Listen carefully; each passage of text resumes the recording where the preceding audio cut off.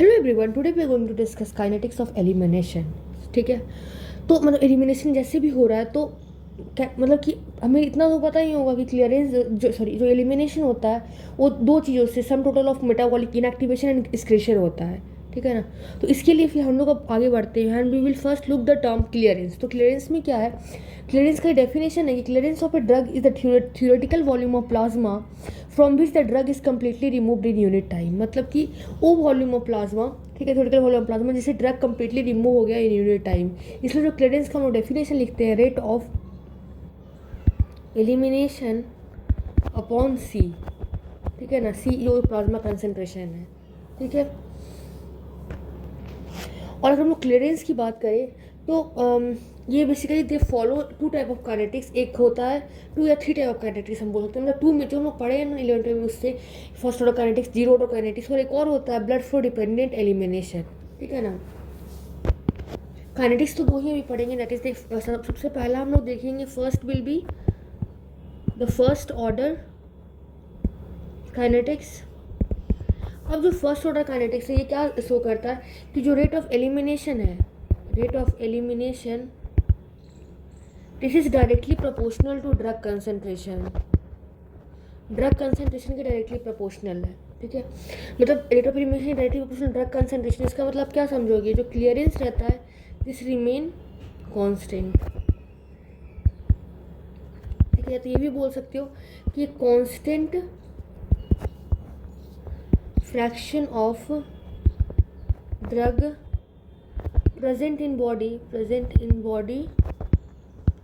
ठीक है ना। कांस्टेंट क्लियरेंस रिमेन कांस्टेंट, मतलब कि इसका मतलब क्या है कि कांस्टेंट फ्रैक्शन। ठीक है ना, मैं फ्रैक्शन लिख रही हूँ क्योंकि rate of elimination directly proportional drug concentration है ना, इसलिए टर्म फ्रैक्शन आ गया कि constant fraction of drug present in the, जो कि बॉडी में प्रेजेंट है, is eliminated, this is eliminated in unit time, ठीक है ना। ये मेजोरिटी ऑफ ड्रग के लिए अप्लाई होता है। ठीक है ना, तो ये लिख सकते हो कि majority of drug follow, but पहले लिख देते हैं कि majority of drug follow this. ठीक है ना। बस ये होना चाहिए कि जो मतलब सैचुरेट नहीं होना चाहिए। इसलिए मतलब कि जब, इसलिए तो हम लोग बोलते हैं कि when there is high dose, ठीक है ना, तब एलिमिनेशन पाथवे जो होता है, एलिमिनेशन पाथवे वही सैचुरेट हो जाता है, सैचुरेशन पे वर्क करता है ना, तो तब फिर वो कुछ और फिर फॉलो करने लगता है। ठीक है, तो ये हो गया। अब जो हमने बोला कि कोई और पाथ फॉलो करता है, उसी पे आता है फिर second, that is the zero order kinetics.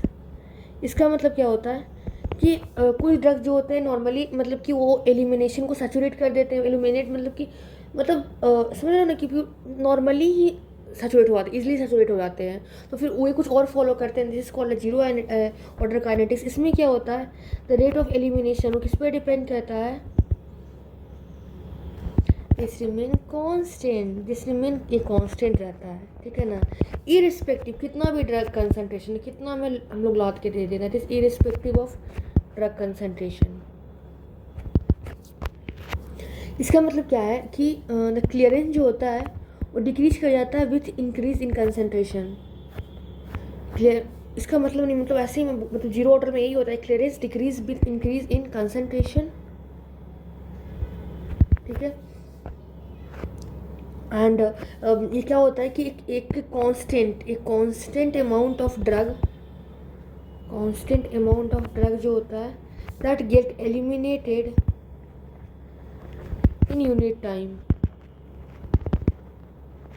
ऐसे एग्जाम्पल में आप हम लोग देख सकते हैं इथाइल अल्कोहल। और इसी को हम लोग एक चीज़ और कर रहे हैं जिसको कैपेसिटी लिमिटेड एलिमिनेशन। ठीक है, ये चीज़। और जैसे मैंने बोला ना कि कुछ ड्रग्स होते हैं जो नॉर्मली भी हम नॉर्मल डोज भी दे तो सैचुरेट हो जाते हैं, है ना। तो इसीलिए कुछ ड्रग्स की एलिमिनेशन जो है वो मतलब कि जल्दी सैचुरेशन, मतलब थ्योरेपेटिक रेंज, हम लोग जितना उसको ये मतलब जितना हम लोग उसको ट्रीट कर रहे हैं उसी लेवल पे वो फर्स्ट ऑर्डर को छोड़ के जीरो ऑर्डर मतलब फॉलो करने लगता है। ठीक है ना।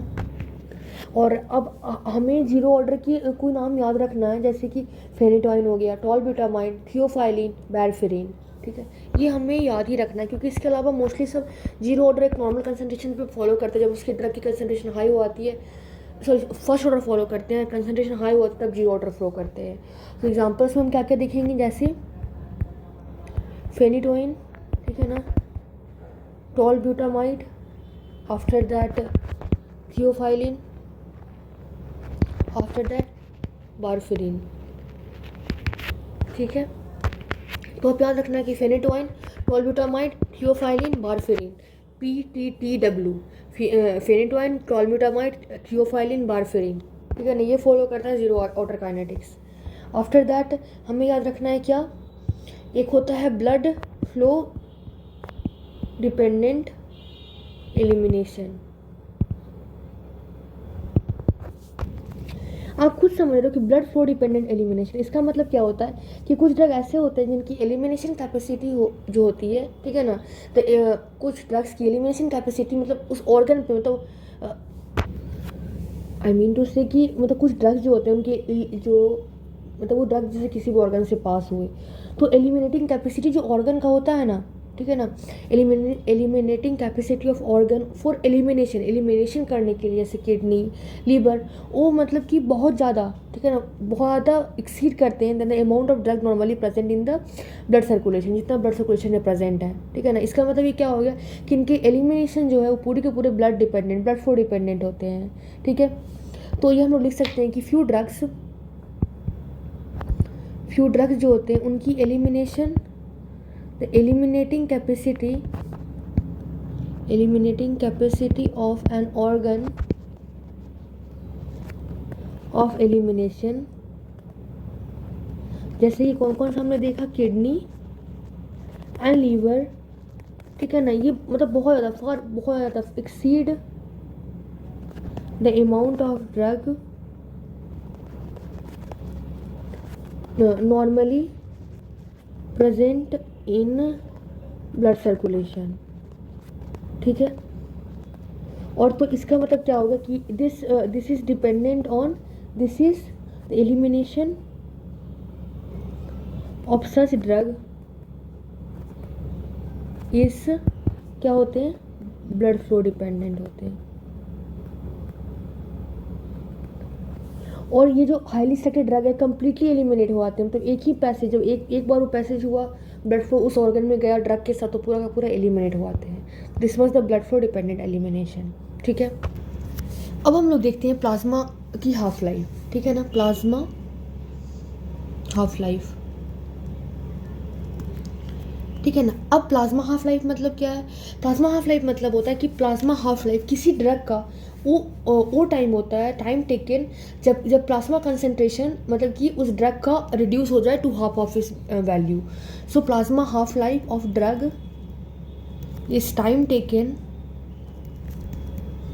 ठीक है ना, फॉर इट्स प्लाज्मा, इट्स मतलब ड्रग की plasma concentration to be reduce to half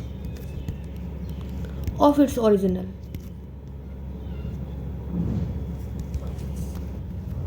ठीक है, एक जैसे हम लोग यहाँ पे ग्राफ ले सकते हैं, ठीक है ना, कि तुरंत मतलब डिस्ट्रीब्यूशन का और एलिमिनेशन दोनों जल्दी जल्दी हो रहा है, मतलब दोनों डिस्ट्रीब्यूशन इज गोइंग फास्ट।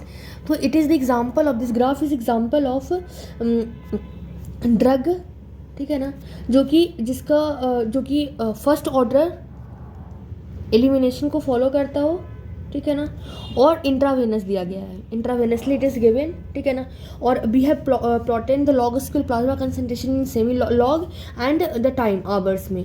तो हम इसमें देख सकते हैं कि एक इसमें दो स्लोप्स दिख रहा है, एक है इनिशियल जो कि रैपिड डिक्लाइन कर रहा है, इसको बोलते हैं अल्फा फेज, ये डिस्ट्रीब्यूशन का है, और दूसरा जो है बीटा है जो कि लेस डिक्लाइन है, ठीक है ना, ड्यू टू एलिमिनेशन।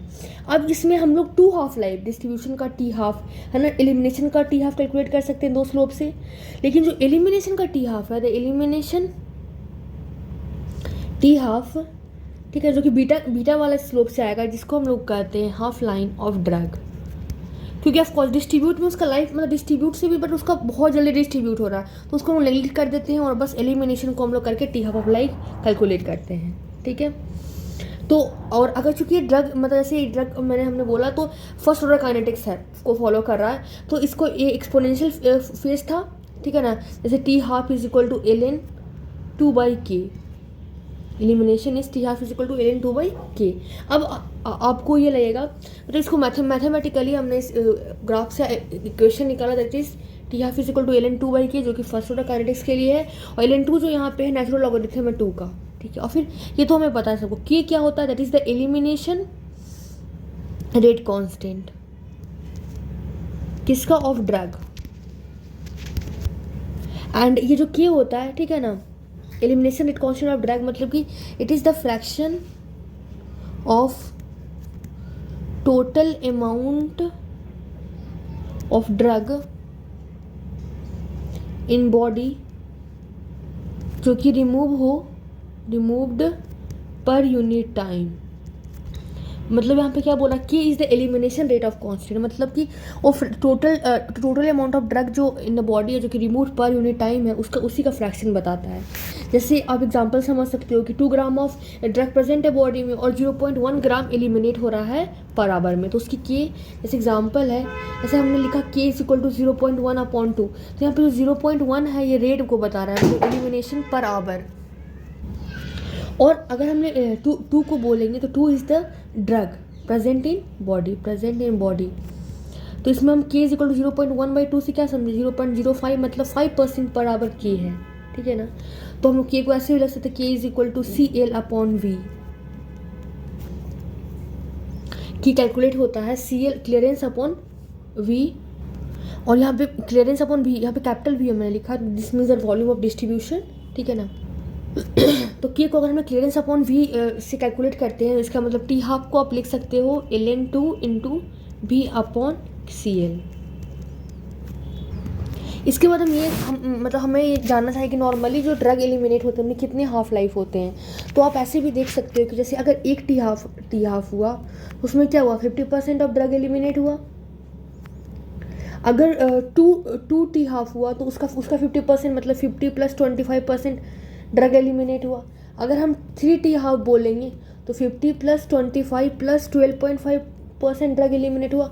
अगर 4 टी हाफ हो जाता है तो 50 + 25 + 12.5 + 6.25 ड्रग एलिमिनेट हुआ। मतलब टोटल अगर आप देखो तो 4 से 5 हाफ लाइफ होता है, ठीक है, इसमें ड्रग एलिमिनेट होता है। ये हो गया, तो मतलब 4 और 5 ये आप कि नियरली 4 to 5, क्योंकि ये मैंने कैसे बोला, क्योंकि इसको कैलकुलेट करते 93.75% रहता है। उसको आप कम करते होगे तो कम करते करते भी थोड़ा ड्रग बॉडी में रह ही जाता है। तो 4 to 5 हाफ लाइफ मतलब किसी भी ड्रग को लगता है उतना हाफ लाइफ, ताकि बॉडी से एलिमिनेट हो जाए। और अगर ड्रग एलिमिनेट हो रहा है फर्स्ट ऑर्डर काइनेटिक्स से, तो इसमें जो टी हाफ रहता है वो कांस्टेंट होता है, ठीक है ना। क्यों, क्योंकि V है, जो CL है, क्लियरेंस है, ये दोनों does not changes with dose. लेकिन अगर आप यही जीरो ऑर्डर काइनेटिक्स, क्योंकि हमने देखा था फ्रैक्शन एक कांस्टेंट था फर्स्ट ऑर्डर में, अगर हम लोग जीरो ऑर्डर काइनेटिक्स की बात करें तो टी हाफ जो होता है वो प्रोलॉन्ग हो जाता है, किसके साथ, विद डोज, क्योंकि इसकी जो मतलब कि इसकी जो ये है सैचुरेट हो जाता था, इसके जो रिसेप्टर्स है ड्रग को एलिमिनेट करने वाला सैचुरेट हो आता था। तो टी हाफ प्रोलॉन्ग हो आते थे जैसे जैसे लोग डोज बढ़ाएंगे, ठीक है।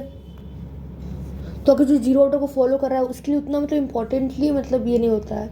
फिर अब हमें कुछ ड्रग्स के मतलब हाफ लाइफ याद रख सकते हो, जैसे एस्प्रिन जो कॉमन है 4 आवर होते हैं, पेनिसिलिन का 30 मिनट्स, डॉक्सोसाइक्लिन का 20 आवर, फिनोबार्बिटोन का 90 आवर, डिजॉक्सिन का 7 डेज, डिजिटॉक्सिन 7 डे और डिजॉक्सिन 40 आवर्स। अब हम लोग देखते हैं एक टॉपिक में term, that is the repeated drug administration, ठीक है ना। अगर हम लोग इसकी बात करते हैं तो इसमें क्या देखते हैं हम लोग, अगर हम लोग रिपीटेड ड्रग एडमिनिस्ट्रेशन की बात करें तो हम इसको शुरुआत करते हैं कि जैसे कोई भी ड्रग, ठीक है ना, उसको इस रिपीटेड ड्रग को हम रिपीट किया गया, ठीक है ना, drug is repeated at short intervals पे दिया, शॉर्ट इंटरवल्स। तो ये जब हम लोग देते रहते हैं ड्रग देते रहते हैं तो this accumulate in the body, ठीक है ना, इट एक्यूमुलेट इन बॉडी कब तक,